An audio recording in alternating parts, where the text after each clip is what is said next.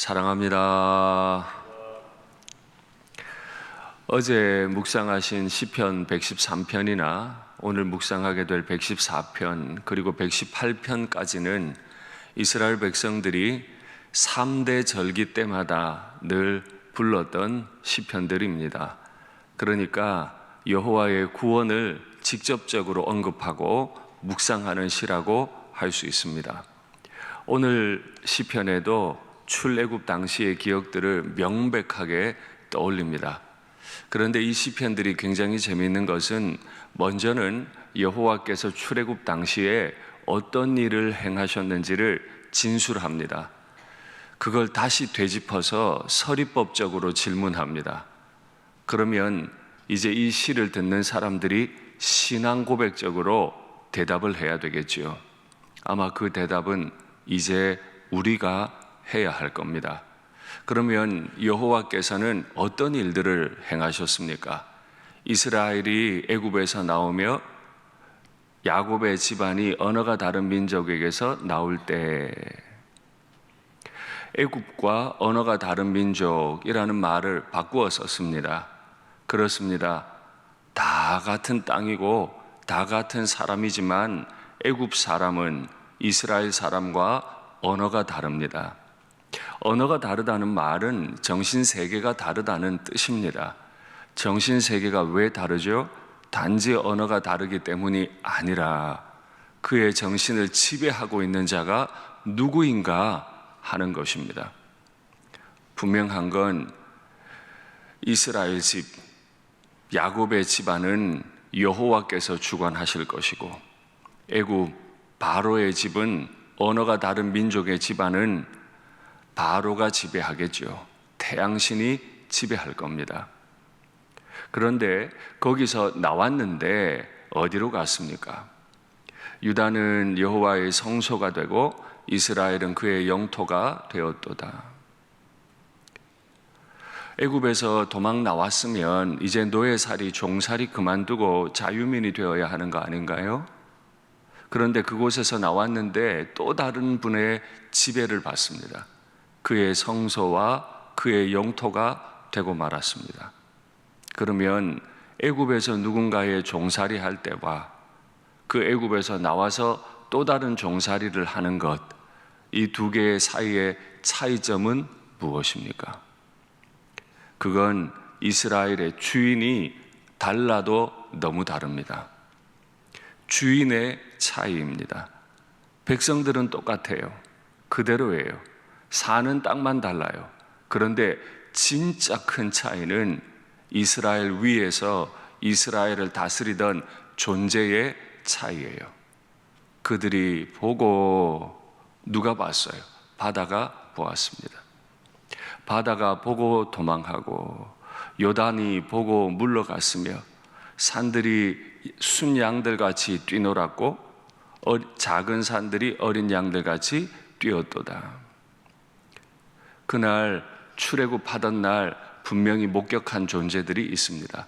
바다가 분명히 봤습니다. 바다는 애굽과 광야의 경계지요. 강은요, 요단은요, 광야와 가나안의 경계입니다.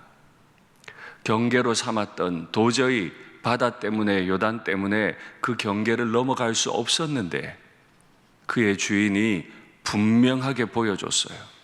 누가 봤대요? 바다가 봤어요. 요단이 봤어요. 뭘 봤죠? 눈에 보이지 않는 여호와를 봤나요? 아니요. 정말 명확하게 목격한 게 있어요.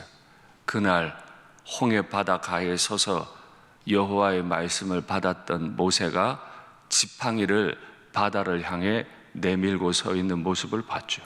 바다는 그 모습을 한 번도 본 적이 없어요. 바다더러 갈라지라고 지팡이를 향해 내밀고 있는 걸 본 적이 없어요. 요단은 뭘 봤죠? 요단이 끊어져 버리라고 제사장들이 여호와의 법궤를 메고 강물 안으로 뛰어 들어오는 걸 본 적이 없어요. 한 번도 바다와 요단에 저항하는 존재가 없었어요. 그런데 그날 모세는 말씀 따라 바다를 저항했어요. 여호수아와 제사장들은 말씀 따라 요단을 저항했습니다. 그걸 보았기 때문에 바다는 도망가야 했어요. 요단은 물러가야 했습니다. 그러면 산들이나 작은 산들은 무엇을 보았습니까? 너무 영광스럽기 때문에 성경 구절로 한번 확인해 보시겠습니다. 시내산의 연기가 자욱하니, 갑자기 시내산의 연기가 자욱하게 내려요. 여호와께서 불 가운데서 거기 강림하십니다. 여호와가 산에 임해버리셨어요. 하늘에 계신 분께서 갑자기 산으로 내려와 버리셨어요. 그 연기가 온기가마 연기같이 떠오르고 온 산이 크게 진동하며 나팔 소리가 점점 커지는데 산들이 막 흔들리는 거예요. 여호와의 임재를 감당을 못해요. 모세가 말한즉 그 자리에 또 모세가 있네요. 아무도 그 산에 못 올라갔는데 산들마저 흔들리는데 그 자리에 또 모세가 있어요. 하나님이 대답까지 하세요. 여호와께서 시내산 곧 그 산 꼭대기에 강림하시고 모세를 그리로 부르시니 모세가 올라가매. 그날 그 바닷가에 서서도 요단가에 서서도 산들과 작은 산들 위로 올라오라 부르시고 여호와는 산을 흔들며 강림하시는 모습을 산들이 다 봤어요. 그러니 뛰놀 수밖에 없어요. 펄쩍펄쩍 뛸 수밖에 없어요. 3절 4절에서 이렇게 바다와 산이 여호와를 목격했고 여호와의 종들이 여호와를 만나는 모습을 목격했는데 5절 6절에서 이걸 서리법으로 다시 질문합니다. 이걸 다 보았느냐? 바다야 봤어? 산들아 봤어? 그 질문은 누구에게 하는 거라고요? 오늘 우리에게 하는 겁니다. 우리는 비록 나 자신을 바라보면 연약하기 짝이 없는 인생이지만은 주일에 말씀드린 것처럼 이 지저분하고 작은 마음 속에 주의 성령께서 성전 삼고 우리 안에 거하심을 믿습니다.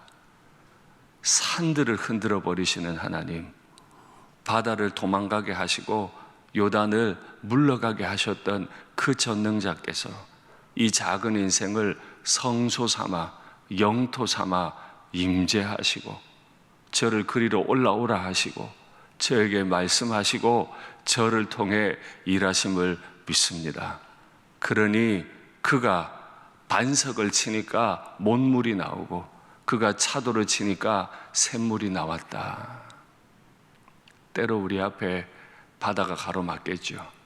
요단이 가로막을 겁니다. 산들이 가로막을 겁니다. 어떻게 할까요?